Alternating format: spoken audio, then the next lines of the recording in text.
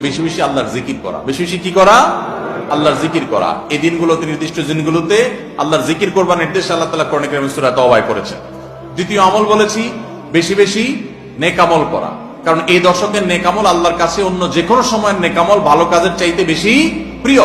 এই দশকের নেক আমল চলতে থাকবে, সেটা জিকির হোক, তেলাওয়াত হোক, দান সাদাকা হোক, নফল রোজা হোক, নফল নামাজ হোক, যত রকমের ইবাদত আছে, এটা ইবাদতের দশক। রমজানে যেরকম ইবাদত করতে থাকি আমরা, এই দশকে এরকম কি চলবে? ইবাদত চলতে থাকবে।